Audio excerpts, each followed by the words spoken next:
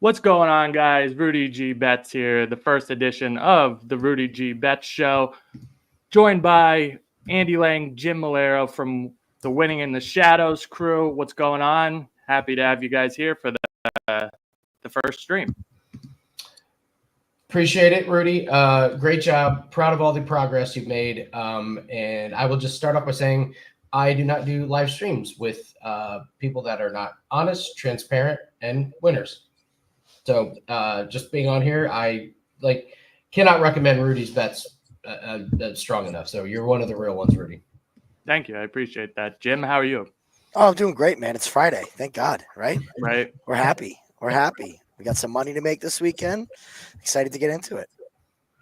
Yeah, me too. So we'll start right out here with UFC Edmonton. And Andy, we'll start out with you, bud. Is there anything that you're liking for this week in the UFC? You got it right there. I'm going to be upset with myself if we do not make money off of Jamie Lynn Horth over Petrovic. I think sometimes with these cards, we get focused on the main events and we overlook some of the earlier fights. And Jamie Lynn Horth at minus 225, it's a little bit juicy. I think it's a perfect parlay piece. And I think it maybe by decision is a way to go, but I'm definitely going to make money off of her. She's got the better control. Petrovic is awful. And I don't use that word lightly. She's terrible. I don't see one advantage that she has. So Jamie Lynn Horth, like minus 225, you don't even need a big, like a close parlay piece. You can put like a minus 500, minus 600 with it. Jamie Lynn Horth, if I walk away from this card and I don't make money off her, I have done myself a disservice. So Jamie Lynn Horth, not the sexiest fight in the world. And Rudy, sometimes those are the best fights to make money off of. Like our job is to make money. Like sometimes the biggest fights don't have the best value, but Jamie Lynn Horth is going to control with the clinch. She's going to control up against the fence. I don't know if she takes her down, but Petrovic offers nothing on offense that Jamie Lynn Horth can't work through. So Jamie Lynn Horth, not the sexiest fight in the world, but I'm going to make money off of it. Jim, how about you? Any thoughts on this fight? Again, same thing.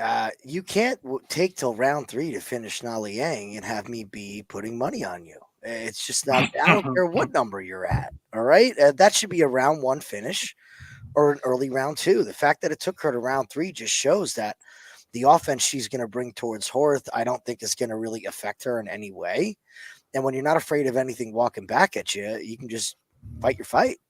And I think that's what we're going to see from Jamie in Canada, home cooking. I know everybody was upset from Canada saying that it's all in everybody's backyard. It's not really, but to us Americans, they're in Canada for a reason. That UFC is still a US-based company.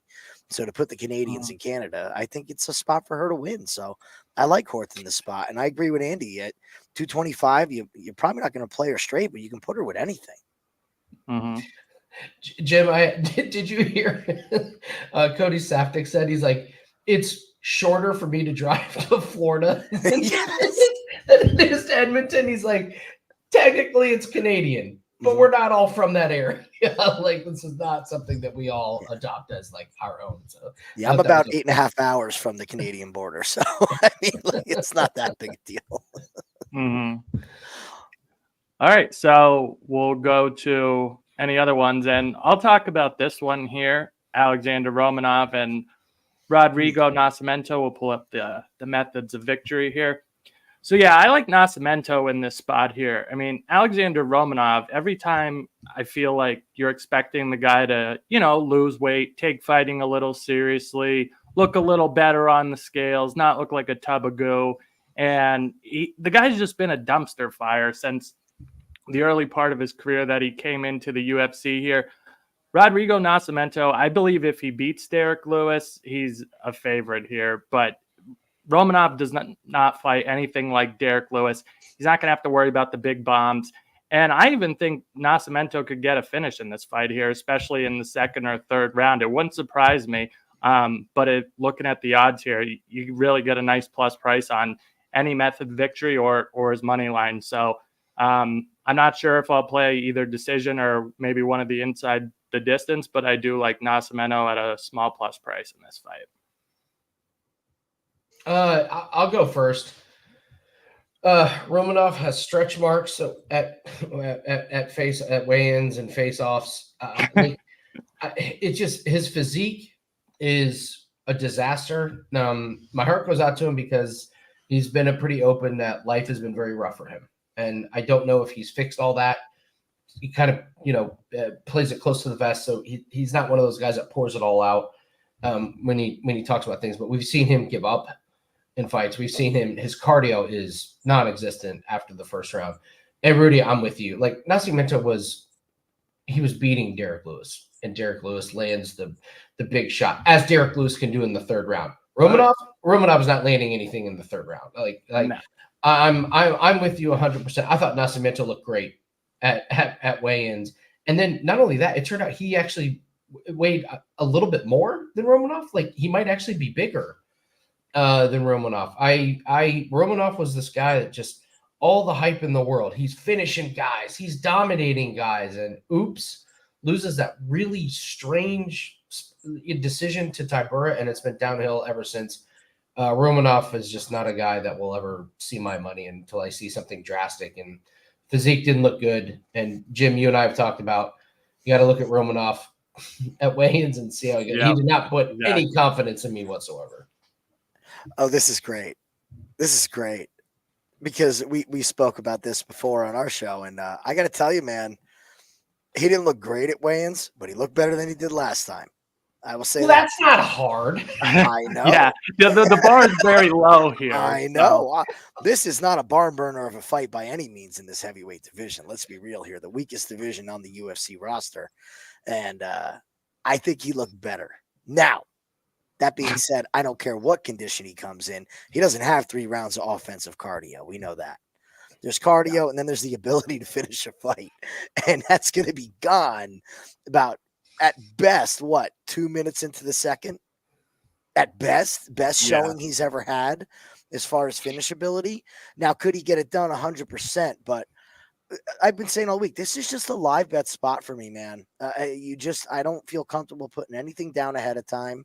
I don't mind anybody taking the plus money on Nascimento. I mean, that would be a very wise decision if you have to have pre-flop action on this fight. But I am going to watch this, and I think you're going to know really quick how this fight's going to go. This isn't going to be some storming comeback by any means. You're going to see Romanov push a pace and say there's no way that he's keeping that up for 5 minutes. And then you'll be able to hit Nascimento, maybe at a better number. Who knows? So if I had to pick a winner in this, I'm going to pick Nascimento as well. But Romanov did look a little bit better. Granted, he looked the worst he's ever been last time. So I'm comparing things a little funky over here. Rudy, I'm curious because you do a great job with your method of victories. Are you looking really hard at that plus 550 Nascimento by KO? Like, I kind of feel like I mean, this fight doesn't go the distance. Let's see what is his inside the distance here. The double chance for Nascimento plus 250 for the TKO or submission. And then also some of these that I like to do. Wait, I'm trying to figure out how you find these. Wait, I think it might be this. No, is it this one? Yeah, here we go. Nascimento round 3 or by decision. I've been doing pretty well with, props in general. You guys know how I bet UFC. I'm not afraid to fire out the plus 800s, the plus 500s, plus 400s, whatever. But sometimes those round 3 and decisions, I've been saved a couple of times where a late finish where someone's out of gas or they just get beat up too bad, and you still cash a nice plus price if they win a decision or they get the late stoppage there. So that at plus 230. It could happen in round 2, but I'm already invested in Nascimento pre-fight because, and one of the reasons why, and I get it, Volkov is way better than Nascimento. Volkov's his stock has almost never been higher at the current moment. But what I will say is when Volkov fought Romanov, I forget how long ago that was, a year ago, maybe 2 years now. And I was under the impression, all right, Volkov may get ragdolled a little bit in the first round, but he didn't. And Romanov kind of blew his wad in the first round. And I was like, damn it, I should have invested Volkov pre-flop. So just in case that happens where he's trying to get Nascimento down, he can't, he just gets his head beat in, then it is what it is, but it's very hard to trust Romanov, like we all said. If anyone's betting him, I mean, God bless you, but his stock is just not there. He came in with a lot of hype, like we said, and it just really hasn't materialized to beating any names. And like I said, not that Nascimento's a name, but I certainly think he has the ability to beat Romanov. So at a plus price, or I mean, honestly, anything really. The line's not going to move so far that he becomes unbettable, in my opinion. But obviously, the better price at plus money is a good way to look in what we're thinking for this fight here. So. And Rudy, I got to tip my hat to you because I had a real hard time with props the beginning of the year, and I love how you bet props. Love how you bet props. I've been following throughout the year, and the numbers that you're playing and the numbers that you're getting. Props have not been good to me. It's been more the money lines and parlays for this year, which has been real successful. But yeah, Rudy's props are on, guys. He gets some great numbers and some great bets. Yeah, thanks. I appreciate it. And honestly, like I've just learned over the years of doing it, and now, props are becoming more mainstream and more books are offering them and different creative things. Like I was just saying about the round 3 and decision props, all sorts of different things. It's sometimes you just got to trust yourself and just take a shot no matter what. Don't let the big price scare you, because I've hit, some plus 1,000s, plus 1,300s. I think I hit a plus 2,700 last year.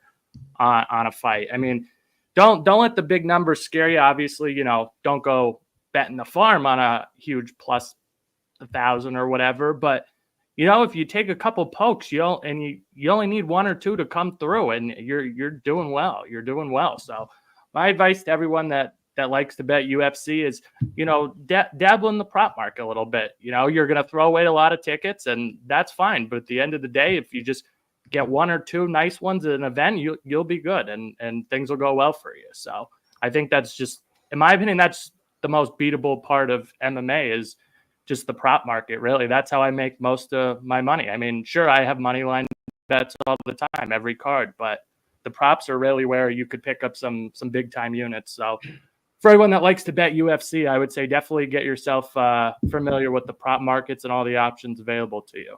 So that's my little spiel about the props. Can we talk about that fight that the Garrett Armfield? Sure. Did anybody see how Serhi City looked at weigh-ins? Oh, this guy did. If you are somebody that takes away a lot away from weigh-ins, Serhi City was the big loser. He looked absolutely awful. Armfield was, what is this, a 30 or 40 cent move, Jim? It's pretty big, yeah. On Armfield. Yeah. Armfield looked like he's taking the special vitamins, and Serhi City looked like he doesn't have any vitamins. He looked absolutely awful, and I liked Armfield before with the big move. City's coming off of this really random knockout from Contender Series where I predicted him to win. It was a flash knockout. The ref maybe stopped it a little bit too early, but they did the rematch and he got obliterated. Yeah, so, that was the last Canada card. I think that was the beginning of the year, the Strickland and DDP card, if I remember correctly. Yeah, I like Armfield. I know he's coming off a loss against Highstand, but he just had a bad fight IQ moment. I'm not gonna penalize a guy like give him a chance to learn from it. City looked absolutely awful. He looked gassed. Like, Jim, did you see where they were like, "Hey, look forward"? He was like, "Yeah." He was looking down. His posture was bad. It was really looked like he was just a wilted flower up there. I think it's not like he was a world beater. Yeah. So I agree. I think Armfield is probably the side in this. I think that City knockout on the Contender Series is going to really turn into a fight that we look at and say it was a lucky shot. Did you have any opinions on this one, Rudy? Yeah, I mean, at the price, this was one of the fights that I was looking at earlier. I haven't bet anything, but I actually like this one here at a little bit of a plus price to not go the distance. Like, CD got roughed up real bad in his debut, and maybe you could throw that out, maybe you can't, but it's there. And Armfield brings it. CD, seemingly has good power. And I think this is kind of going to be a car crash. And like you said, with CD not looking so great on the scales, does that affect his durability? Does that affect his gas tank? I don't know. But at a small plus price, I think this is potentially worth a bet from me to not go the distance. And then you just, cheer for whoever to come in and someone to go down. So I think, even if you would like maybe how does fight end? Okay, so you're not getting too much better of a price, plus 175 for fight to end KO. But yeah, I kind of lean to it not going the distance, and the plus money definitely makes it a little more appetizing for sure. So that's where I lean on this fight. But should be a good fight. I feel like it's going to be pretty high pace, and we might be able to see a finish here. One of our favorite sayings on the live stream is the somebody fall down fight. Mm-hmm. You're just saying somebody fall down. Somebody stay down, please. Yeah. So how about you guys? Anything on these two fights that you'd like to talk about? I'll go first, Jim. It's a Pedro Munoz fight, so you're taking overs. I don't care who wins. I don't care who wins. You're taking overs. It's Pedro Munoz. Zahabi gets a nice win against Basharat in his last fight. He took advantage of a very cocky fighter, and congratulations to him. But Pedro Munoz doesn't have the reach, the power anymore. There's no submissions going to take place. And Pedro Munoz is a veteran. He's not stepping into a big shot. He's going to dance around the outside. He's going to lean in, tough as nails. Like, you're not going to knock this guy out. So it's just overs in this one. I do not care who wins. And that's the thing with totals. And I feel like we kind of do a disservice in this industry where we don't talk about totals. There's so much value in totals, especially overs now these days. There was a stat. Yeah, it is. 17 straight UFC fights went over 2.5 rounds.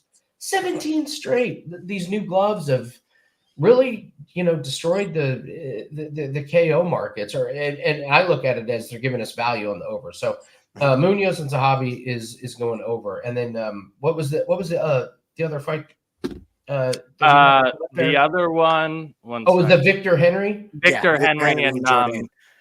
Jordan. Rinse and repeat. Like the Victor Henry fight, that guy doesn't have any power. He throws a lot of volume, but it's point fighting. That being said, Charles Jourdain is, to me, an enigma. I can't figure him out. I will not bet a penny on this because I don't know what to expect from Charles Jourdain. Like, is he going to be awesome and clock Henry, or is he just going to do something stupid like he did against Ramos?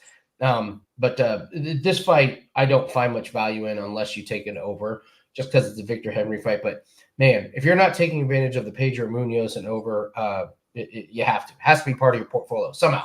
Put it in a parlay, do something. Yeah, this Jourdain at this weight class is intriguing. It could be a good thing, could be really bad, really bad. That's why I like the Munoz fight over more than this one. But this fight does have all the pieces you want in a recipe for a fight to go the distance. Both of these guys, not one shot knockout power from either guy, strategic game plans for better or for worse. They tend to stick to their game plans. I had mentioned that I think that Victor Henry, Ronnie Barcelos fight is going to be really the high point of this man's career. I don't see him doing anything better than that. And again, that's a bit of an enigma. We haven't seen the same fighter since. We really haven't. Did he catch him sleeping? Did he slide right into that spot and just all stars align and it was great?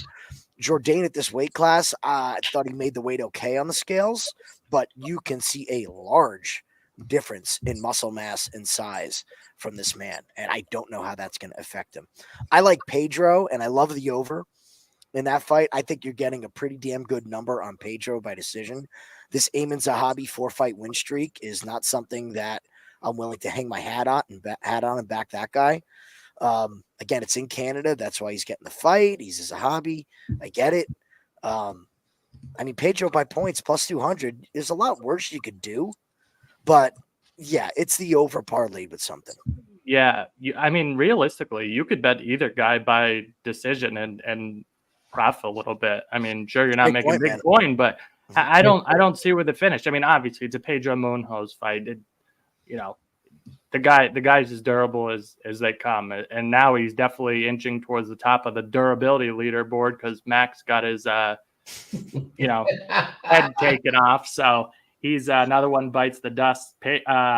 Cheeto against, if you want to call the O'Malley one where he took a knee, or then what's his face, Figgy actually did take his knockdown streak. So there's not too many of these fellas standing still, but Pedro Munoz is standing the test of time. So either guy by decision. I mean, you're getting plus money either way.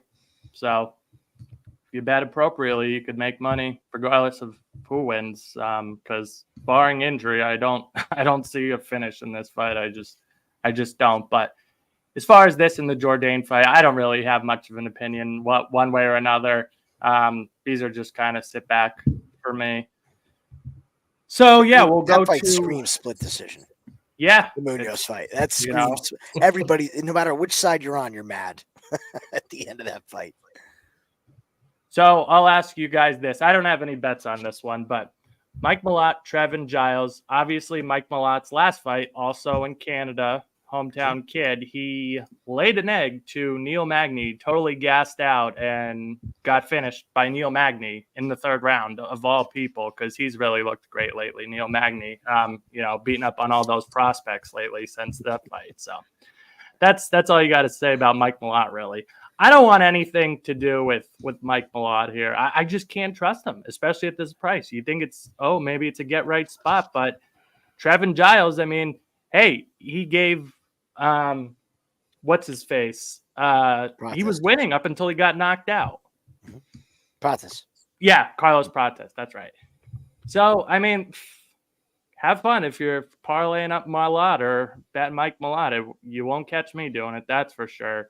Because Trevin Giles has been in there. He's been in there with DDP. He's been in there with Prates. He's been in there with Gabriel Bonfim. He's been in there with lots of guys over the years.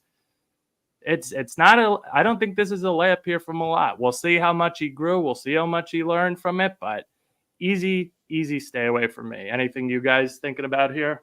Jim? May I on this one? Sure. Trevin Giles. What do we all say? Best jab in the business, right?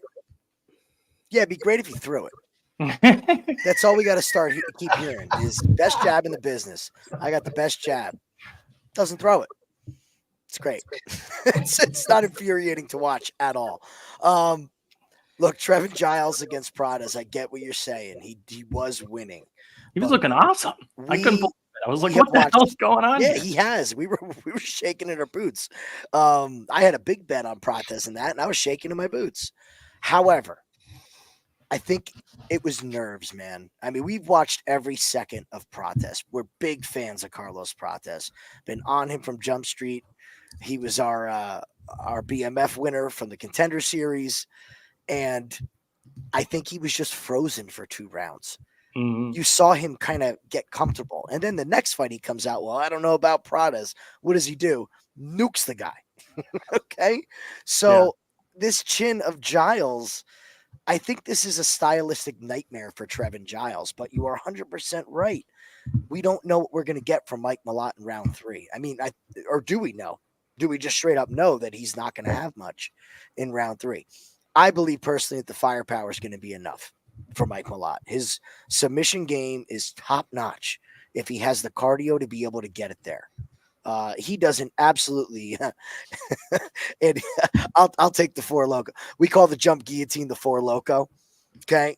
There's a lot of guys that screw it up. Mike Malott's guillotine, he does it his own style, his own way, and it is dangerous. It is tight. He has a great front choke transition. I think he can catch Giles in this spot. Now, if he doesn't, you better have your finger over the trigger to bet Trevin Giles come 2.5 into the second round. But I would pick Malott on this one. I think he's going to get the finish inside too. Yeah, I mean, I'm picking him. I'm just not betting him. Yeah. Not at 300. No way. You're betting him by Definitely finish. not betting him. I'll tell you that much. Hey, Rudy, we call the jump guillotine the Four Loco because it sounds like a great idea, but oftentimes you end up regretting. Yeah, I don't know. So, Yeah. Some holds to poke in Trevin Giles' record. Got finished by Prates and Bonfim. Okay, he wins against Preston Parsons on a split decision. Lewis Koski, yikes, that's his win. And then it's kind of strange because you're like, okay, you fought Lewis Koski. That means you're fighting bottom of the barrel guys, right? Before that, he fought Michael Morales and Triscus Duplessis. It's a really strange lineup. So I went back and watched the Prates fight. I agree. I thought Prates froze in the first round. He got beat up, and Giles should have finished Prates in the first round. Prates was that slow, nervous. That should have been a finish, and I thought that just took the absolute wind out of his sails. Now, I will say, for comedic value, if Mike Malott shits the bed twice in a row in Canada, it's one of those hilarious, Mike Malott just blows 2 Canadian parlays. Malott should win. I agree that you kind of have to give these guys the benefit of the doubt that they're going to learn. I don't think Mike Malott has bad IQ. I don't think that he's a guy that goes in the gym and ignores what the coaches say. He was beating Neil Magny. That's the other thing. He just didn't save 2 minutes of cardio. I think he'll fix it.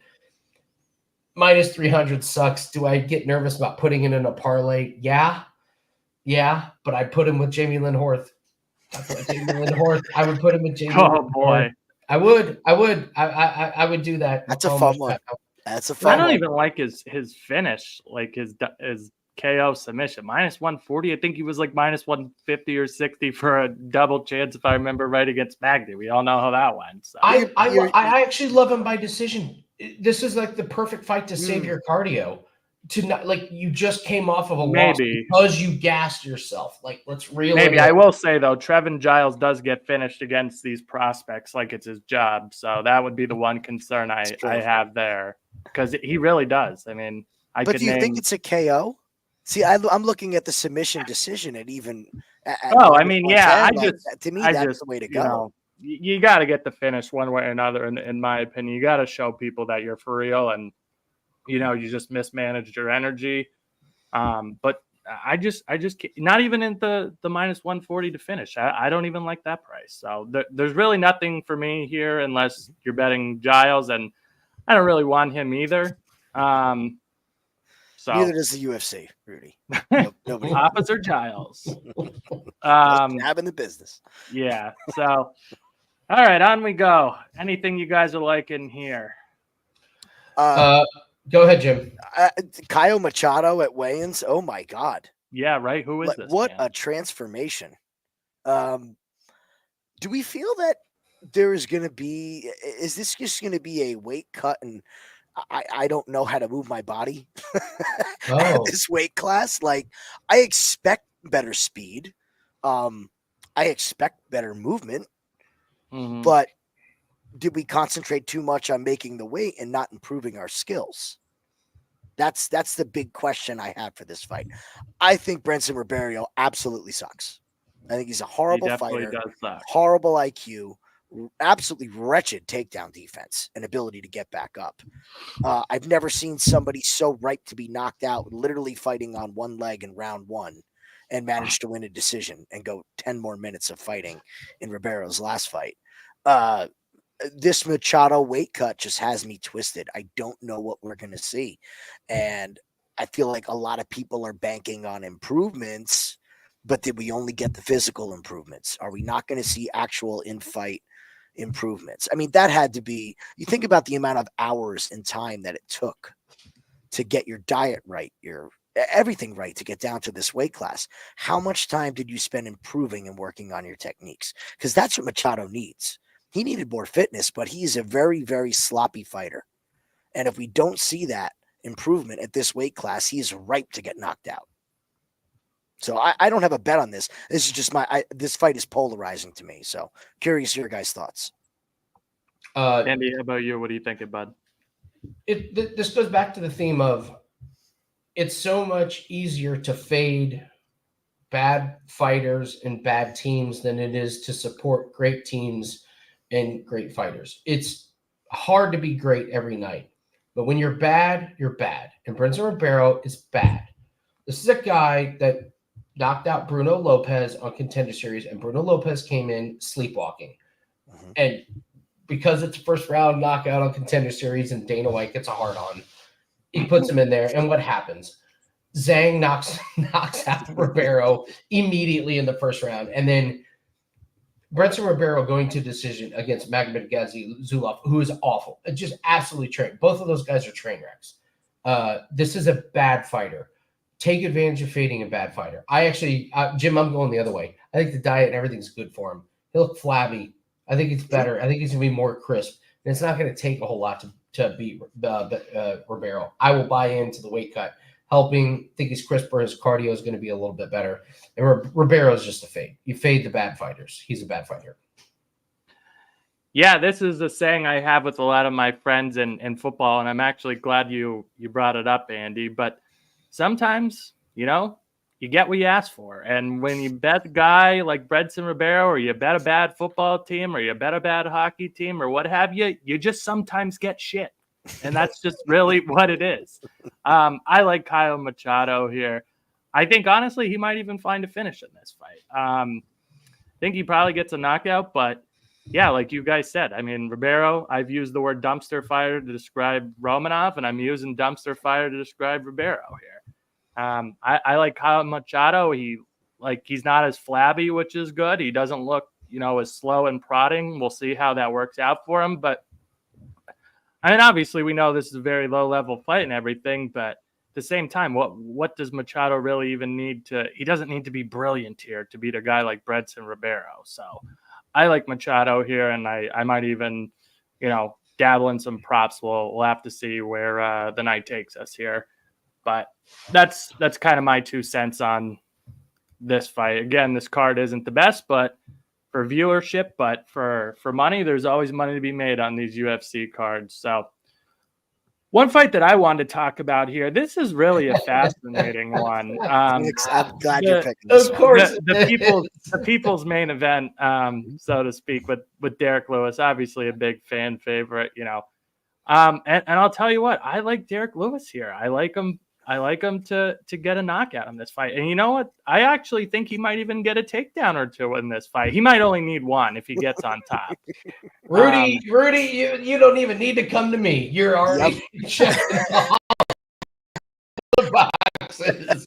Preach, my man. Yep. Preach, my man. So, yeah, I mean, obviously, Jonta Denise, whatever his name is, obviously the much crisper striker, but and Derek Lewis is definitely not in his prime, but does he really have to be? I mean, this guy's like 8-0. Derek Lewis has fought who's who, everyone, every which way, had every single outcome. I'm sorry, but I feel like Denise may be winning until he's not. And that's just kind of how I see this one going. I mean, like I said, sure, he's more technical, but Derek Lewis only really needs probably one takedown or one big shot, and that's going to be all she wrote. And if anyone's getting any kind of top controller takedowns, I mean, obviously betting on Derek Lewis to do such a thing is, you got to proceed with caution there. But that being said, yeah, Derek Lewis by knockout plus 220, man. I like it. I like it quite a bit. So that's the play for me on this fight. I need to see more from Denise and Derek Lewis. Just, you could say what you want about the guy, but he's had a wealth of experience. He's been in there with literally everyone you could imagine over the last how many years now at a heavyweight, the good guys, the bad guys, the in-between guys. He's had some ups, he's had some downs, but I do not rate Jonta Dennis that highly. I just don't. And beating Nascimento, sure, he was losing till, like I said earlier, he might be losing this fight until he's not, but Derek Lewis plus 220 to get a knockout here, man, it's juicy and it's tempting. So that's where I'm going. How about you guys? It's too tempting. Rudy, I'm going to save you some time. You don't need to see any more from Jonata Denise. I think you've seen everything you're going to see from this guy. Yeah. I look, what is he going to become, a D1 wrestler in a 6-month fight camp? Not only that, I think if he does shoot, Derek Lewis is probably going to end up on top of him. And then what? You got that big bomber on top of you. Good luck. Not for now. Say he says, I don't want to strike with Lewis and I'm going to go for takedowns. This man's cardio is atrocious. What happens if he doesn't get the takedown? We're going to see him step back and take one of them big heavyweight deep breaths. And then Derek Lewis is going to put it on him. I've been liking Lewis more and more. I love how free Lewis is at this conference. This fight is not in Texas, where Derek always seems to shit the bed. This is in Canada, where he has no pressure. He can be goofy. I thought he looked great on the scales. He wasn't fat, out of shape Lewis. You can actually see tricep muscles, which we have never seen from him before. I believe him when he said that his diet was better. He's been working on that his past couple fights. People forget that he had some big health scares. He had no choice but to get his diet and his training together. Those cheat meals are no more. That Popeye's chicken. Did you see him talking about DC? He'll never let it go. He'll never let it go. Popeye's chicken. It's great. Did you see they asked him about poutine? Yeah. Yeah, and he said, "I know about poontang." Yeah, I know the man's a walking soundbite, man. Oh yeah, he's a walking. But I mean, come on, the guy's trying to do a weight cut. And you're going to ask him about gravies over fries. Yeah. Come on. Let's ask the heavyweights about good food while they're trying to cut down to 265. I can see Derek Lewis by ground and pound. I think he could. Exactly. I think he could easily take down Denise. Denise sucks. Jim and I have been waiting to fade Denise. I think this might be the spot. Yeah, I mean, I agree. I can't say I've backed Derek Lewis a whole hell of a lot in the last couple of years. Honestly, I'm trying to think. I don't even know the last time I bet him. I might have bet him his last fight, but irregardless, not a whole hell of a lot, but I like him here, man. I like him here. So Lewis against Dawkins is my biggest win of my career. That knockout was the biggest win of my career. Yep. So I am very familiar with Derek, and this just screams a Derek fight. So the co-main event here, I'll start out, and if you guys have anything to say, I like Aaron Blanchfield here, man. This to me is a good rebound spot for her. I was all over Firo in the last fight. I didn't think Blanchfield was going to be able to get the takedowns, and I thought she was going to get lit up on the feet, and that's pretty much what happened. You saw when she doesn't get takedowns, she looks like a fish out of water, and that's what happened. And Firo was like plus 175, plus 200, somewhere in there. I think I even had Firo decision or like the late and decision props. I was all over Firo. But this spot here against Rose, who I really think is declining athletically too and physically. I know she's had some wins in her last couple fights and things like that, but Aaron Blanchfield's relentless. I think she's going to get takedowns. And honestly, it wouldn't shock me if Aaron gets a submission here on the ground. Rose, I mean, I think she's been somewhat fortunate in her last couple of fights, but this is a different beast here. Blanchfield off that loss in a main event against Firo. I think she comes back here, and obviously, I mean, when you're betting Blanchfield, it's pretty much all predicated on, do you think she's going to get takedowns and top control? And I think she can here, and I think she will. So I like Blanchfield here, and submission plus 450. Man, that's pretty appetizing over 5 rounds. I really might get involved with that one as well. So I like Blanche here. How about you guys? I'll go first. I'll make it quick. I don't care who wins. Fight goes the distance. I'm not sure where the finish comes from. Rose's days of head kicking, submitting, those kind of are over. She's a very good defensive fighter. She's not going to get knocked out. Blanchfield's not knocking anybody out on the feet. So now your suspects are a little bit limited, and we've seen Rose do pretty good on the ground. We've seen Blanchfield, who can eat some shots on the feet. Her nose is going to be bleeding. I'll just say that now, like on the bridge of her nose. It's just going to be, it just always is. It's one of those things. So I'll take this fight to go the distance. I think Rose is a point fighter these days, and I'm not sure Blanchfield is finishing somebody on Rose's level. So is Blanchfield knocking out Rose? No. Is Rose knocking out Blanchfield? No. Is Rose submitting Blanchfield? No. Is Blanchfield submitting Rose? That's the only option I kind of see. It's not good enough for me. So I don't care who wins. I will just sit back and hope this thing sees the judges. That's my take. I'd like to take a quote from good old JR. Aaron Blanchfield is tougher than a $2 steak. And she proved that in that Firo fight. Rudy, props to you, man. You were all over Firo. We were chatting during that fight, and I believe me and Andy got on her live at a damn good number. Oh no, pre-fight, right? And then I'm not sure. I forget what we somehow we were on her at some point. I think it was pretty evident early on, if memory serves me correctly. Yes. I should remember. I just watched the freaking fight back last week, but But the Yeah. interesting with that fight was that the line did not skyrocket. She was available at a damn good number into round 3 of that fight. But if I had to throw stats out, what do you guys think that Rose's strikes landed per minute are? Give me a number. Per minute? Strikes per minute. 3.5. Yeah, 3, 4. 3.8. Oh, I was real close. Good. What are good Aaron call. Blanchfield's? 2.7. 5.4. Oh, wow. Whoa. Okay. You're going to give me a 5-round fight. Look, Rose has become a counter violence fighter. She is not interested in playing the fight pacifist. game. Yes, exactly. Rudy, it's okay to say it. Like, No, I'll say these whatever are I want. I things- don't care. These What am are I going to things get that are kicked out not my own baked in. show? But these are things that are not baked into the lines. Everybody's thinking that Rose is still the same fighter, and she's not. She's had a mentality switch. She's later in her career.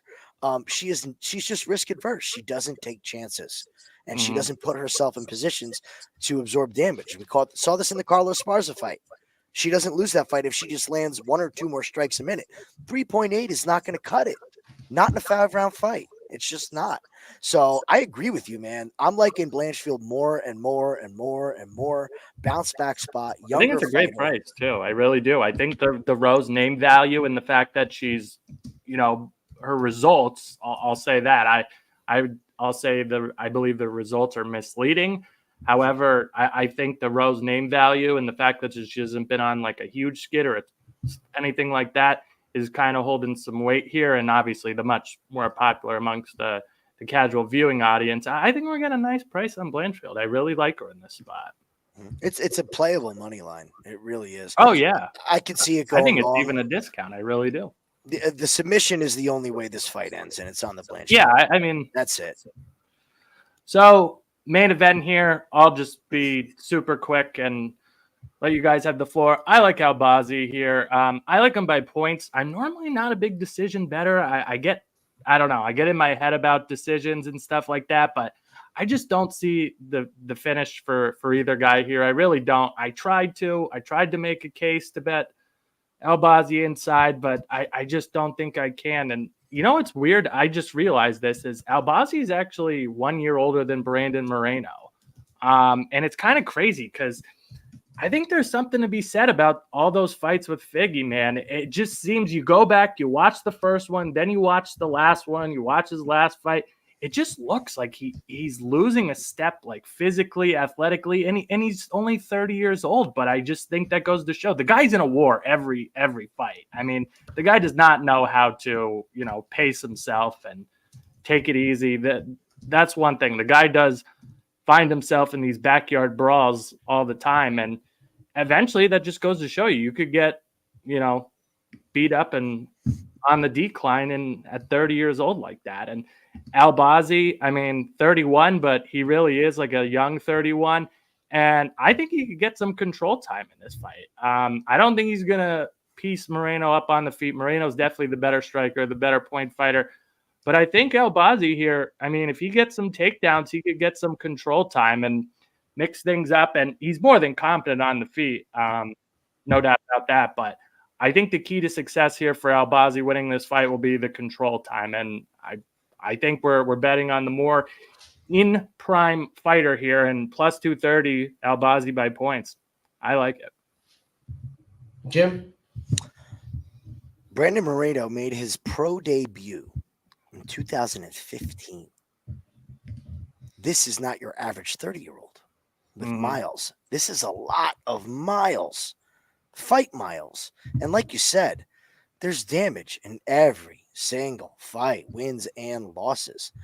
And I'm wondering if we just hit the wall. Like, he's done everything he has to do. The epic trilogy, that's done and gone. What's left, man?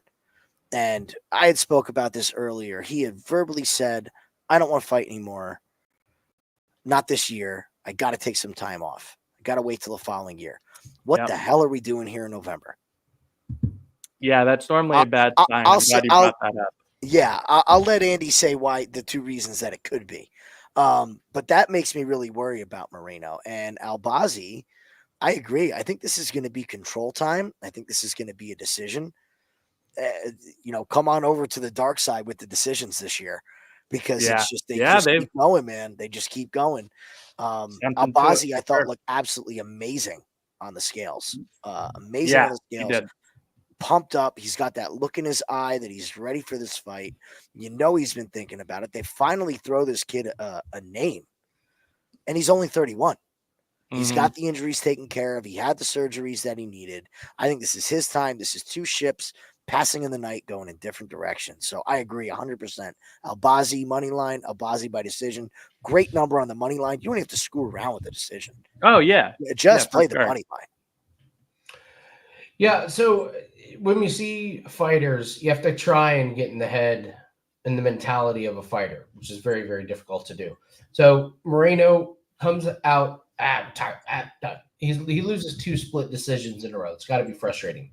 When you say something like that, like I'm quitting, that's not something you just on the spur of the moment. That's been in the back of your head. So you say that after a loss, and now you're fighting within the same year. So why is that? Well, there's a couple reasons, and none of them bode well for winning a big fight, in my opinion. First is that's the only lifestyle you've known. And once you quit, it's really, really hard to try and find what's next. Second reason, and honestly, probably the most important, is money. Rudy, when you're not fighting and you're a fighter, you don't have money coming in. And that's an eye-opening experience. I'm Gotta not afford saying those Legos. They ain't cheap, man. I'm not saying this is a money grab. I'm just saying we've seen a lot of fighters who say, I don't want to fight anymore. I'm done with this. And then 6 months later, they're like, oh shit, I can't, I have no life skills. My life skill is fighting.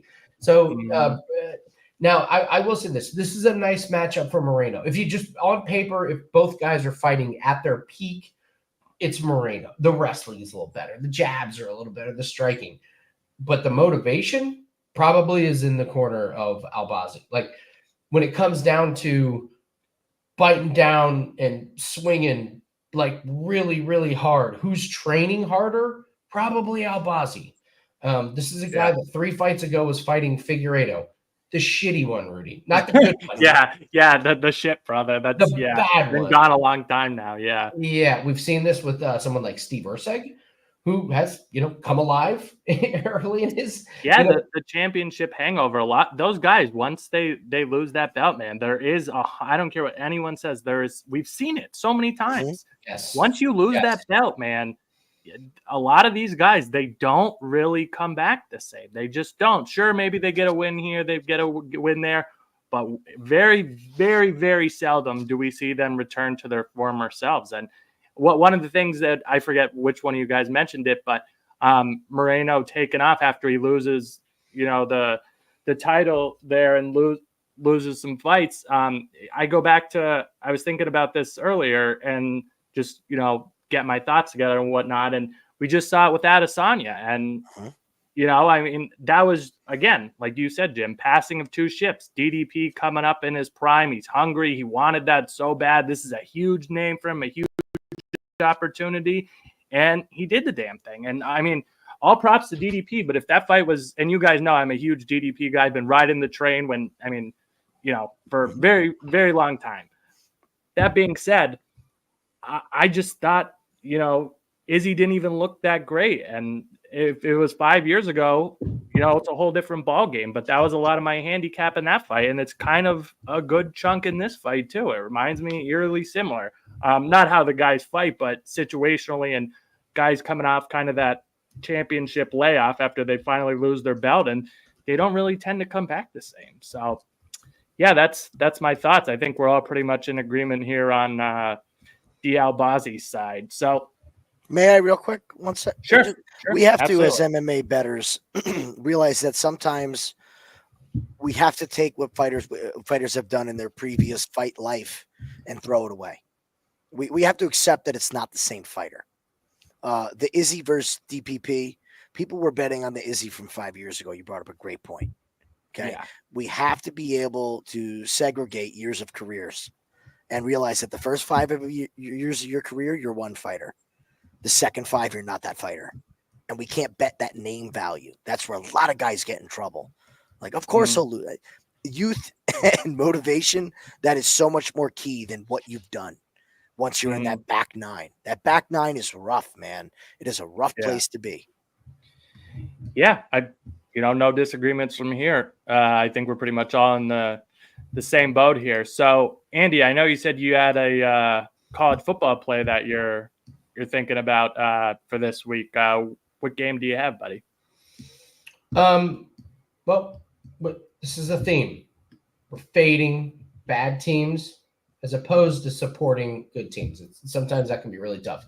There is a team that is 45 minutes north of me that has Rudy. I happen to have a towel here. Me and Purdue have thrown in the towel on the season. Purdue team total under 23.5. They're toast. The Purdue team, they have been absolutely awful. Miraculously, they scored 49 points against Illinois. 29 of those points were in the fourth quarter and overtime. Outside of that quarter and overtime, in the Big Ten, they've scored a combined 64 points against D1 schools. That's Notre Dame, Oregon State, Nebraska, Wisconsin, Illinois, and Oregon. Now, Northwestern, are they a great team? Of course not. They just gave up 40 points to Iowa. What a great bounce back spot for them. Northwestern has only been favorites in 2 games this season. They held Miami, Ohio to 6 points and Eastern Illinois to 7 points. They are -1 favorites here. Purdue looking like they're just done with the season. I want out of here. I will take Northwestern to hold them to under 23.5. And Jim introduced me to the magic of betting live drive props on teams not to score. Purdue got shut out in their last game. I think you were telling me against Oregon, you just kept betting them not to score, right? It was like -190 to not score, -200 not to score, -250 not to score, -300, -500. It was like, I don't care what the odds are. This team ain't moving the ball. I needed one single touchdown to get the cover because I had Purdue plus like 28.5. And it's exactly what happened. Oregon played a sleepy game, 35-0.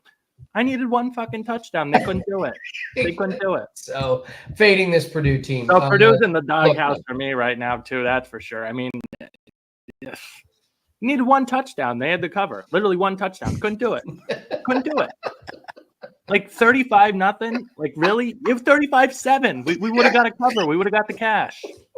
Nope. Couldn't even do it. That's a team. Those are great.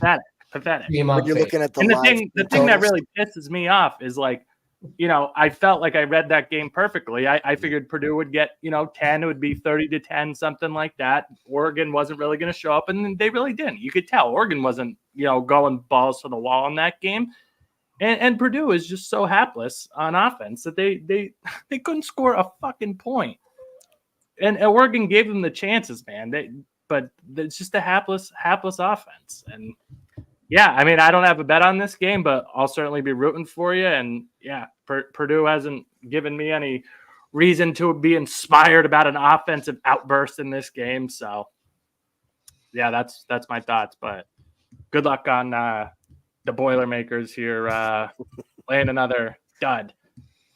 Jim, do you have any college football you'd like to talk about? So there's a couple things that we've been playing around with college football. Something that I have is looking at these guys that are in the running for the Heisman and picking your spots to where you got to kind of play their statistics. At this point in the season, I know we have teams that are fighting for playoff spots, but we also have teams that are just, they want to get their guy in the Heisman running. So we look at these quarterbacks like Cam Ward. We look at these quarterbacks like Dylan Gabriel, and we're looking at their passing touchdowns. Maybe not so much the yardage, but the touchdowns. Now, Gabriel's going up against Michigan. 3 touchdowns is plus 130. I don't like the 3 touchdowns against Michigan. Michigan's not a great team. This isn't the same team, but that is a stretch, and you get the run and touchdown. However, you can play Cam Ward to throw for 2 touchdowns at even money. If these guys are going to be in the running for the Heisman, they have to show out. And we're starting to see that when they get down to the goal line, they're calling their own number. The coaches are calling their own number. They know what is at stake. So I've been interested with this throughout the week. I'm kicking myself with Rourke for a couple seasons, a couple games with Indiana. They had him at plus money for 2 touchdowns, and like, oh no, don't play it. It was easy. Like he's hit a few. Travis Hunter's a tough one because it's just receiving yards. You could go touchdowns, but mainly the quarterbacks I've been looking at, and that's something I'm going to look at going forward. Gentry to score 2 touchdowns tonight was minus 260. What the hell are you going to do with that? Whether it hits or not, I'm not in the business of laying minus 260 on any player prop. Derrick Henry to score 2, I don't care. Yeah, not laying you that do number. that. But I think there's some opportunities to look at some interesting ways here. And the live drive props, man, we're going to start seeing some of these teams that, like Andy said, have just said, waving the white flag, and they're just hoping for mercy at this point. So that's going to be coming soon, and don't ignore it, man. It's a great avenue to add some units. Yeah, I'll just talk about a couple college games here. So first, we'll go to Penn State and Ohio State. Obviously, this is the game Penn State just does not win. Is things going to be different this year? I personally do not believe so. I have Ohio State rated as one of the top 2-3 teams in the entire country, and I just don't see that with Penn State. I think them being, I think they're third ranked. It's just such a big difference in college football with, the power ratings and the actual rankings for the playoff system and stuff. It's just so different. Like, I don't know anyone who takes their football betting seriously, or even just college football fans. No one thinks Penn State's the third best team in the country. I just have not been that impressed with this team. I mean, this team almost lost to Bowling fucking Green at home as 35-point favorites. UFC shit all over themselves. Should have won that game. Wisconsin had them tooth and nail to the very end. They pulled it away last week. And it just is Penn State, no matter what you say, no matter what the line is, no matter what's what, this is the game they do not win. They do not win these games. Last year in the bowl game, they were laying points, like 4 or 5 points to Ole Miss. And I had Ole Miss. I didn't even take the points with Ole Miss. I had Ole Miss money line. I had a big bet on Ole Miss money line. It wasn't even close. They clocked them. Penn State just does not show up. There's nothing to say that James Franklin shows up for these types of games. There just isn't. It's the same story with Penn State. You could break down the X's and O's. You could say this. You could say that. But at the end of the day, I do not believe they are lockstep with this Ohio State team. And at the end of the day, I like Ohio State on the money line. I like them 3.5, whatever you could get here. I like the Buckeyes. Yeah, it's just the same old. And told James Franklin. And also, one thing to note, this is a noon kickoff. Those kids aren't going to be liquored up and fired up. The last time, if you guys remember, they beat Ohio State was like 2016, maybe 2015. That was a night game at Penn State. They had the blocked field goal for a touchdown. Everyone was all rowdied up and stuff. This is a noon game. I think that's a big talking point here and a benefit to the Buckeyes here. I like this Buckeyes team, man. I know they lost to Oregon, but there's no shame in that. That was at Oregon. It's a tough place to play, night game, and they were in that game the whole thing. You could even argue that they kind of blew that game. I like the Buckeyes here. I think they win the game and, ultimately get the cover. It's just impossible to trust Penn State when they play Ohio State, Michigan, or, a big out of conference type power. They just don't win these games. That's all you need to say. It's just wash, rinse, repeat. Bet against Penn State when the lights are brightest. So I don't know if you guys have anything to say about it, but that's my first play for college football that I'll be discussing. I have a really weird insight to. I don't follow college football like you do, but I have a good friend of mine whose son went to Penn State, so he lived kind of closer. So I have plenty of obviously living in Pennsylvania. I have millions of Penn State friends and alum. Well, after like one season, he was like, Andy, we just have to bet against Penn State in every big game. They're terrible. He's like, the coach is great when they're playing cupcakes. When they play good teams, we just automatically bet again. He's like, I went to one of their homecoming games. He's like, you just tell right off the bat they were done. Like they didn't even need to do the kickoff. You could just feel it that they were just absolutely smoked. So that's my 2 cents from that. Bet against Penn State big games. Yeah, I mean, I'm totally in agreement with you there. Another game that I'd like to talk about quick is South Rudy, Carolina.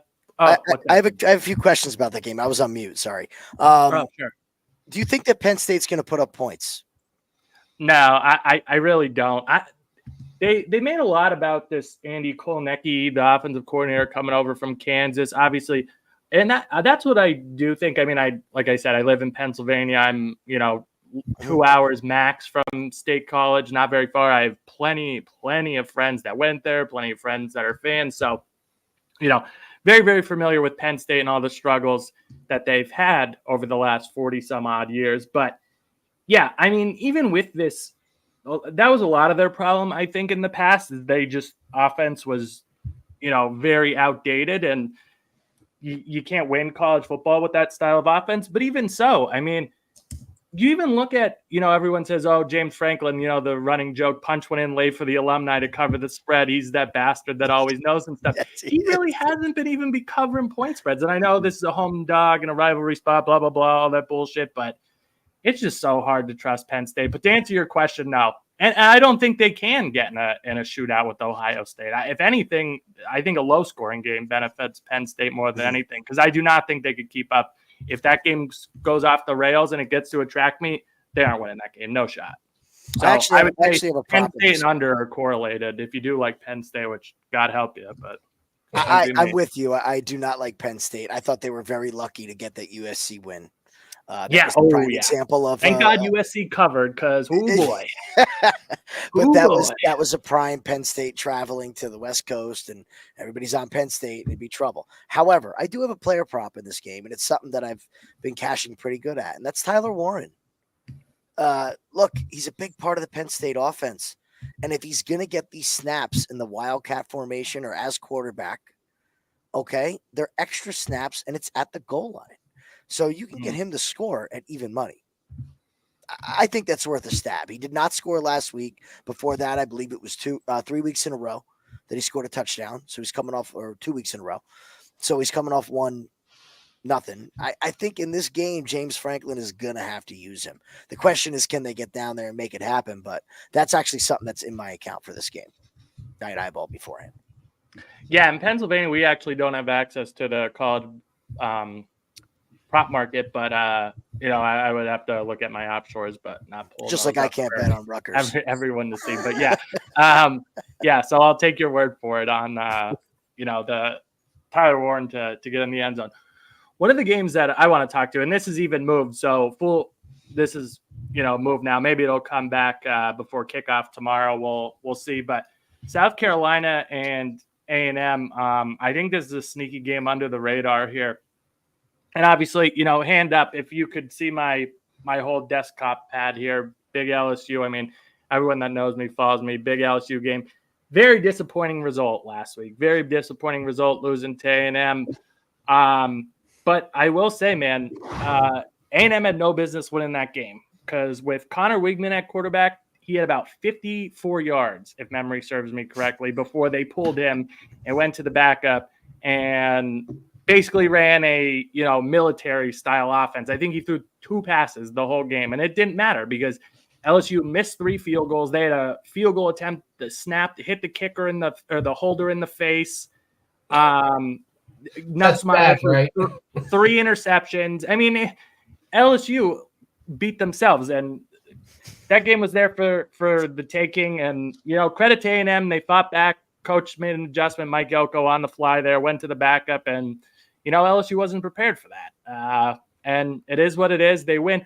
That being said, that was a huge come from behind victory. I have my girlfriend's cousins live in the Houston area, and they are A&M alumni. They went to there. They were sending pictures and stuff. stuff like that. But they were like, you know, the whole stadium, we thought we were cooked. You know, we were down, getting killed. We had no sign of offense. The LSU pass rush was eating us alive. Couldn't move the ball to save our lives. And then insert, you know, backup quarterback. He's running all over the place. And rest is history. LSU can't make a field goal. They can't even get a snap off for a field goal. Nussmeier's forced the ball into double, triple coverage. And, you know, LSU fell off the rails. But after that big emotional win, now South Carolina, they've been pesky all year, man. They almost beat LSU. They almost beat Alabama in Tuscaloosa. Their only real blemish was getting blown out by Ole Miss. And, you know, despite Ole Miss's stock probably being a little worse than maybe what the preseason hype was, Ole Miss is still a very, very quality team, one of the best in the country for sure. Lane Kiffin and Jackson Dart, and it's really the only blemish that you could say about South Carolina. But now South Carolina got to see that LSU film. Texas A&M on the road after that big emotional win. I think this is a prime letdown spot. And like I said, South Carolina's been pesky, man. And I bet them at 3.5. You already saw it got hit through 3, now 2.5. I like the Cox here at home. They've been pesky, like I said, all year, man. I think they pull it off. I love what you're doing with common opponent, especially in college football. A common opponent, common film, lot to learn from that. I like where you're going. And the SEC this year, you know, it's been, you know, Alabama hasn't always looked the best. Texas got hammered by Georgia, who Alabama hammered Georgia until, yes, I know it became close.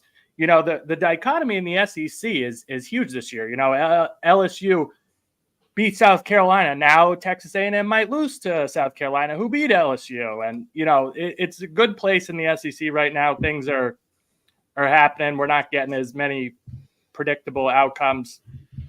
Then the last one I'll talk about is Michigan State plus 7.5 here at home against Indiana. Listen, hand up, full disclosure. I bet against Indiana last week with Washington. Unfortunately, it did not work out for me. But Washington was in that game, man. They just kind of fell apart late. And yeah, you know, that's going to happen sometimes. But I've been riding this Michigan State team pretty much all year, man. That defense is good. They keep these games tight.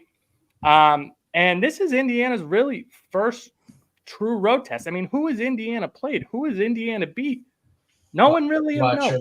Watch your mouth. We know exactly who Indiana. This is my alma mater for the first time in my entire adult. All right, I'll let you have your moment. But that being said, you got to bet with your head, not your heart. We have a watchable team. We have a team that can actually. Yeah, I can't believe it, right? Indiana football. Who the hell would have thought? That's really good, Rudy. I graduated in 2002. This is the first time I've been excited to watch Indiana. That being said, you're right. This is a great test. Great test. Great test. Yeah, I mean. This Michigan State team, I mean, they keep putting them as underdogs, and they just keep covering point spreads and winning outright. It's almost like, geez, how could we keep doing this same song and dance? Like, and even in the first game of the year, I remember they were like 13, 14-point favorites against FAU, and they won, but it was real ugly and sloppy, and maybe could have lost. But if you just looked at the box score of that game and watch the game, I mean, even that they should have had a blowout win. This Michigan State team is underrated. They're a scrappy bunch. They play good defense. And this is the type of situation that I think Indiana, you know, playing Washington, now coming to Michigan State. I mean, I think this is a good spot here for the Spartans at home. And they've been kind of old faithful for me this year. One of the teams that I just keep going back to, and they keep getting the job done for me. So it's hard not to back them here. Slightly over a touchdown. I think this is where the Indiana, they might even lose this game, honestly. I've been pretty good at calling around that 7 to 10 point underdogs this year outright. This kind of has some similar funk to it here with Michigan State. So sorry, Andy, but they don't have to necessarily win. I'm not sure I'll bet the money line, but Indiana could win by 7. How about that? Keep your undefeated dream alive. This is a great letdown spot for Indiana. The problem is I don't think their coach is capable of a letdown spot. This guy knows how to push all the buttons. Rudy, when he goes on recruiting trips, when he goes into the homes of the families of the kids he's recruiting, he says, he has a quote, Says, I win everywhere I go. Google me. He does not care who's playing. He gets the best out of the players. He had the backup quarterback in last week. We had a big play on them to go over 30.5 for their team total. They got 31. Now he gets another week with this backup quarterback. Don't underestimate this backup quarterback. This guy played, he was a redshirt freshman last year.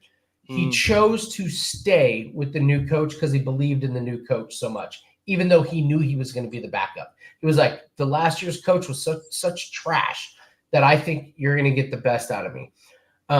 They run the ball. And what they do, what a lot of people don't realize is they run the ball, and it's okay if it doesn't get huge yards in the first half. They're softening you up.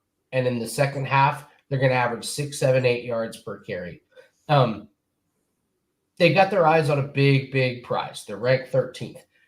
They've got an Ohio State game coming up. This is a game that's probably going to be close. If there is a letdown spot, it's this one. I just don't think this coach and this team have a letdown spot in them. To me, this strikes me as a try and get the win and get out of Dodge. Can we just try and get out of here? Because their quarterback has like a hand injury or finger injury. It's not like a blown knee or anything. Like he's coming back. I agree that the spread is pretty tough. The Indiana team total is 31.5. I'm not going to play that this week. I don't think so. No, but that being said, this coach is going to go for it on 4th downs. Which let him give Michigan State those short fields, baby. If you're Michigan State and you see the offense who doesn't care about going for it on 4th and 2 on your own 20, I think there's a little bit of a demoralizing thing about it. Maybe it backfires, but you just know Indiana's going to go for it on 4th down. They're not going to kick too many field goals. This is a pretty tough point spread, but I think Indiana gets the win and just gets out and just says, all right, we're going to regroup and we're going to keep our record clean. Their defense is great. That's the other thing. Their defense hasn't faltered too much this year. So they got the reason we cashed the team total over last week, Rudy, is because they get the pick 6. Like their defense forces turnover. So I'm not ready to fade Indiana yet. But I love the Hoosiers and I'm biased. That's why I'm not betting on them this week. All right. Well, as long as you know. So this is great. This is great. This is the game I picked for no score props. That's New England. And it's exactly what you guys said. The Michigan State plus 7.5. Love it. Think it's going to be a close game. They make it close. Indiana going forward on 4th down. That's a drive killer if they don't get it. No score.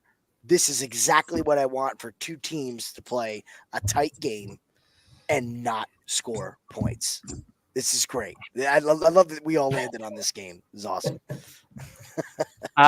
So I guess we'll move on to the NFL quick here. Trying to think, what one do I want to save for my best bet?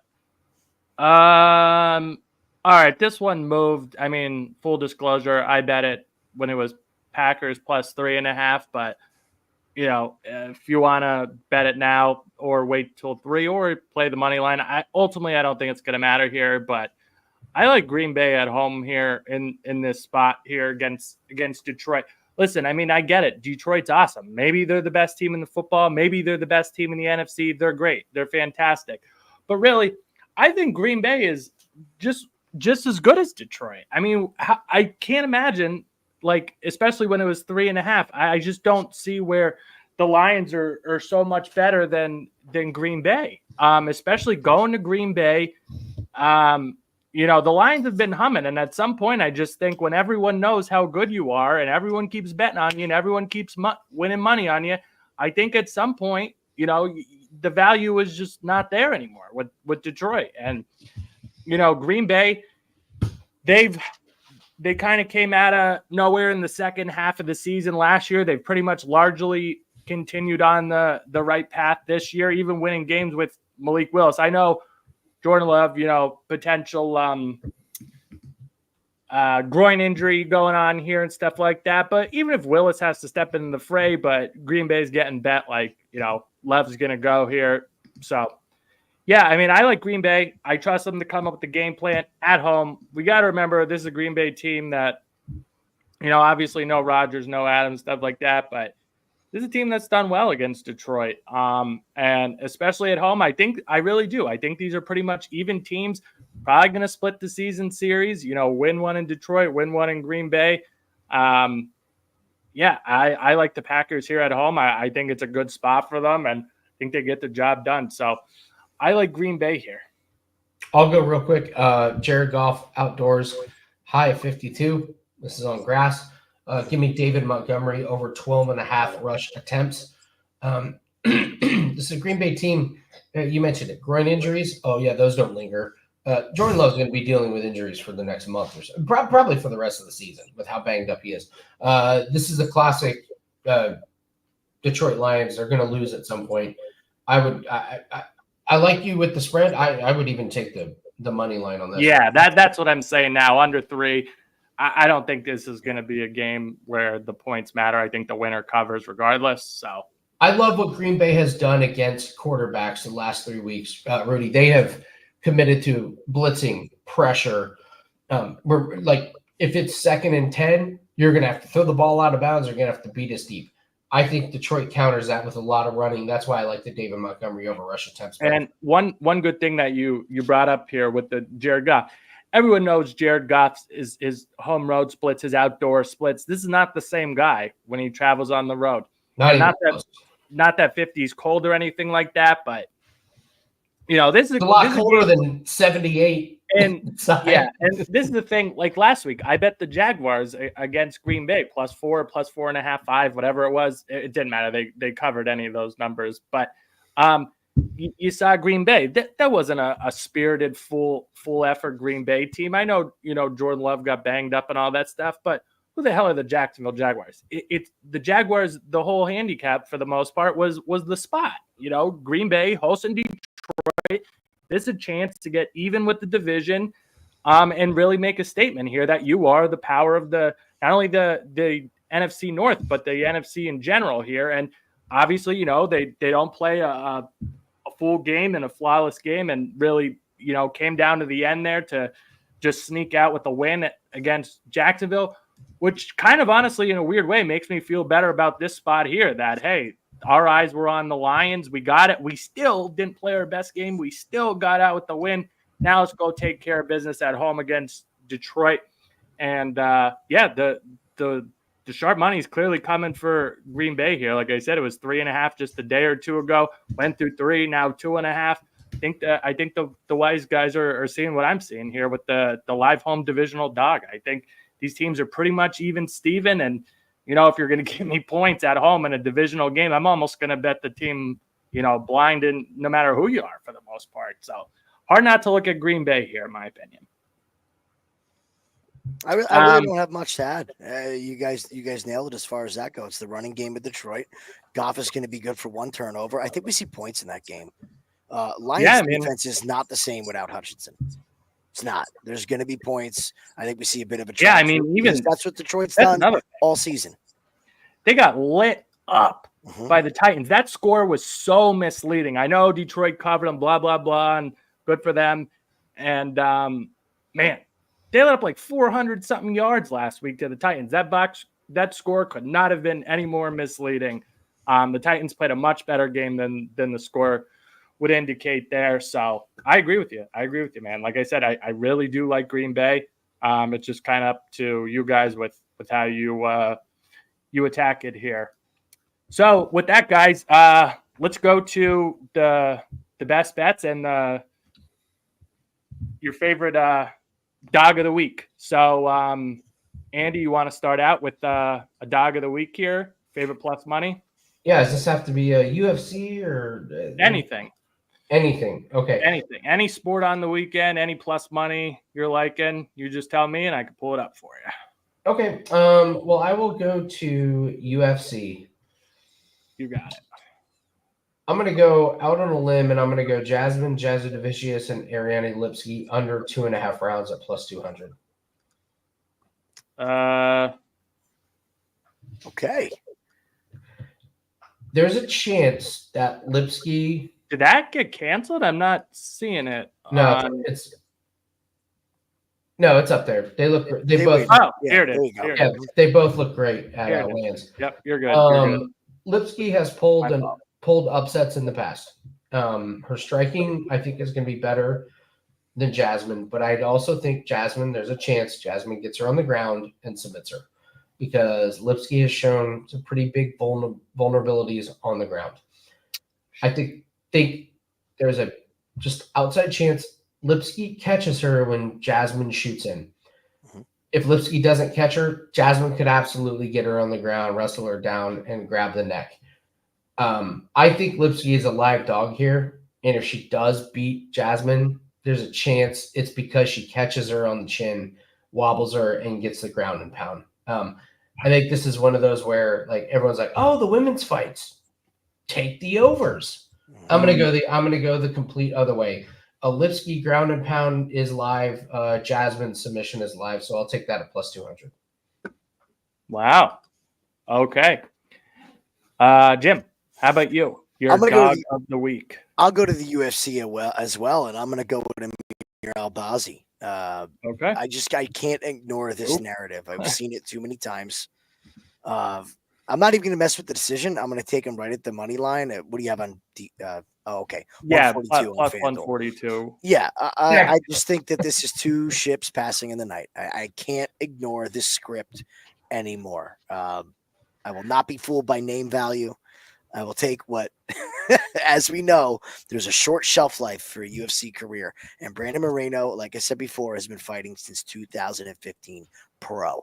No pads, full contact, pro. That's an eternity ago for a UFC fighter. So that's a lot of damage. Give me Albazi at plus money to win the main event in a decision. What's yours, Rudy? I will go with the like I just talked about. We'll just make it easy here. I'll go with the Packers money line here. All the reasons I just touched on. I think it's a good spot for Green Bay. And yeah, I mean, I think these teams are a lot closer than probably the average person thinks. You know, like I said, once a team. I mean, there's been a betting bandwagon for the Lions for how many years now? And don't get me wrong. I mean, there's no reason to necessarily bet against them, but this isn't a fade of Detroit. This is a play on Green Bay here. I believe Green Bay could go tit for tat with Detroit. They're just as good at home field here.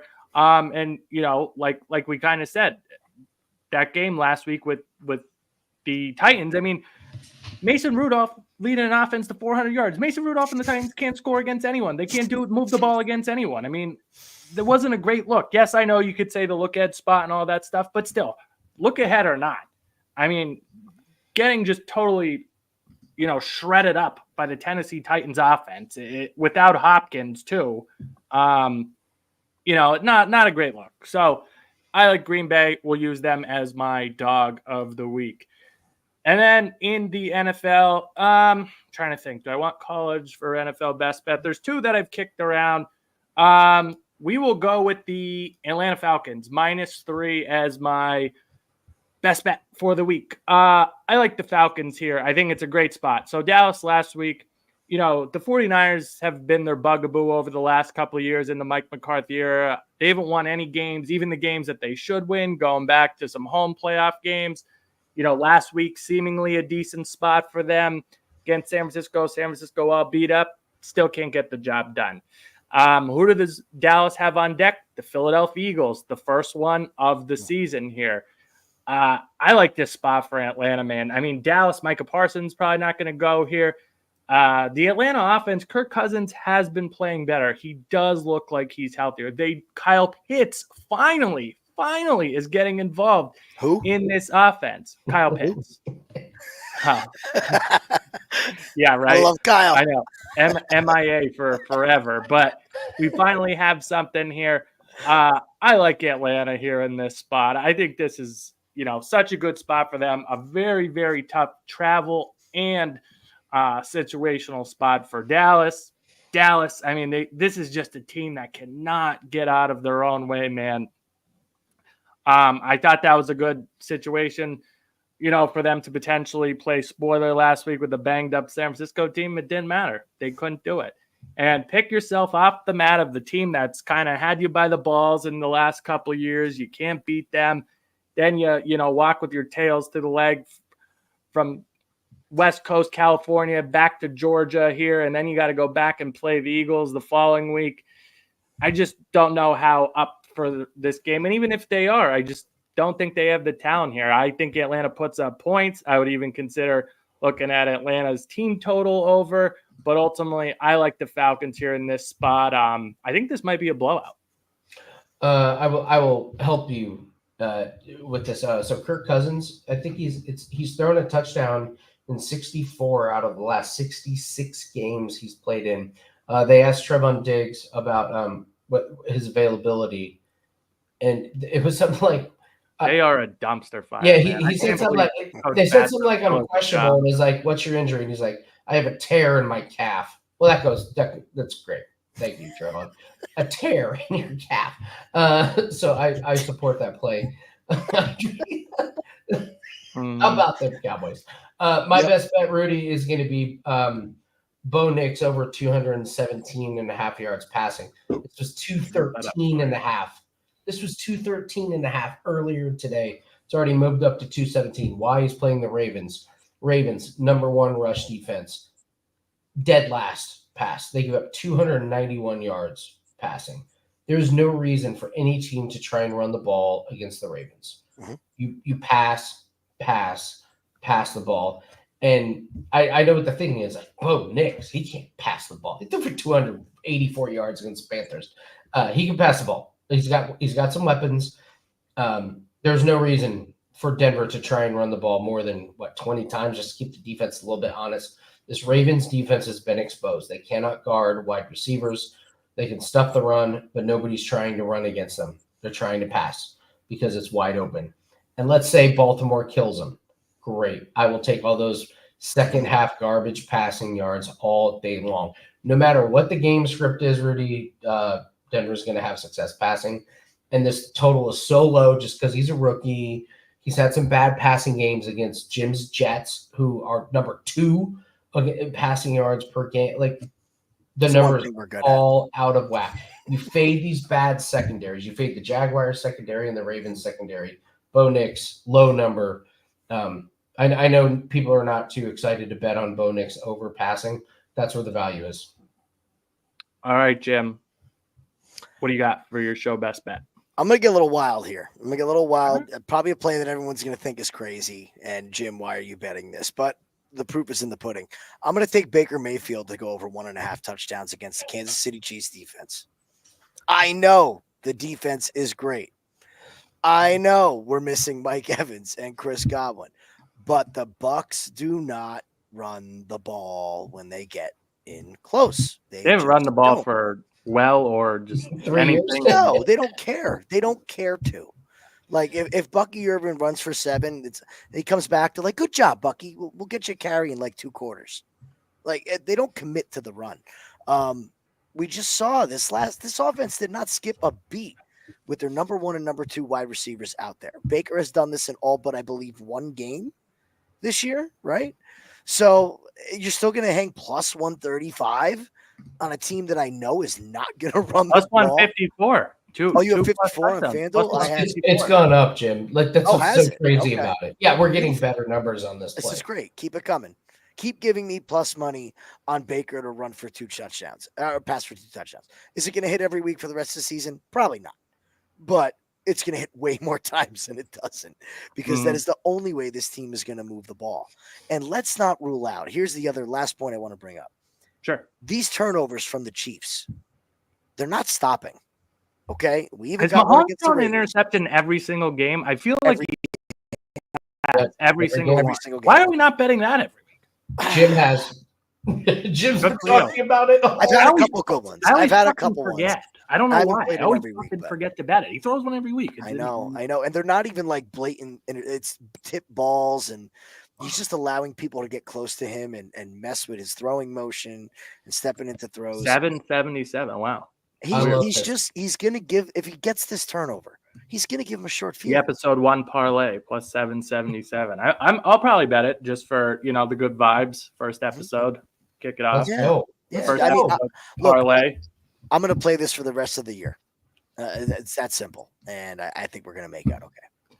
I'll give one additional play real quick before we wrap up, just because I was kind of in between this one and the NFL one, and I probably like this one equally as much here. And I'm going to go with the SMU Mustangs -7.5 against Pitt. I think there might even be sevens out there. I'm just using 7.5 for the sake of this. I don't think it matters. Listen, I know this Pittsburgh team ranked 18th. They're undefeated, blah, blah, blah, blah, blah. If you guys watched last week, Pittsburgh, it was a Friday night game, Pittsburgh against Syracuse. Syracuse, full disclosure, had a bet on Cuse, but Kyle McCord threw 5 interceptions. 3 were returned for a touchdown. Mhm. I mean, it was just the biggest puke job you could possibly imagine. So, like, I get it. Credit the Pittsburgh defense, credit the Pittsburgh staff, credit the players, whatever. That being said, that is such an abnormal. You just put a giant X through that, in my opinion.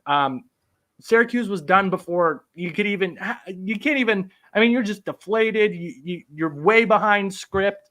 Everything's out of sorts. So I take absolutely nothing from that here. I like this SMU team, and I even like that they won despite playing very, very poorly last week against Duke. I like Kevin Jennings as a quarterback. He had an uncharacteristically bad game last week, throwing 3 interceptions, but they still managed to beat a Duke team. I don't think Duke's very great or anything like that, but at the end of the day, they are 6-2, 7-2, something like that. So, didn't get close to the cover, but obviously this week, I think Pittsburgh making a trip out to Texas, not something this Pittsburgh program is familiar with. Obviously, SMU being a new ACC conference opponent this year. I think this is a tough spot here for Pittsburgh. And, I mean, obviously, just looking at the number alone here, undefeated Pittsburgh against SMU and their 7.5-point underdogs. Why don't we just bet Pittsburgh here? I'm not buying it. I like the Mustangs here. I think the Mustangs win by 20 or more. Blowout city. I love SMU in this spot. I'll even tip my hand. This is one of my favorite spots of the year. I love SMU. Mustangs, the Pony Express, Pittsburgh's in for a rough one. So that'll You're be 100% right. Kyle McCord has not been good this year. Not been good. But I mean, you can't take anything away from that. I mean, anything. so yeah, I love the Mustangs. I love the Falcons. And yeah, that's our episode 1 parlay. The first 3 was 777. If you had an SMU, almost get 17-1. So yeah, guys, appreciate everyone tuning in. Andy, Jim, it was great having you guys on. If there's anything you guys want to say before we head on out, floor is yours.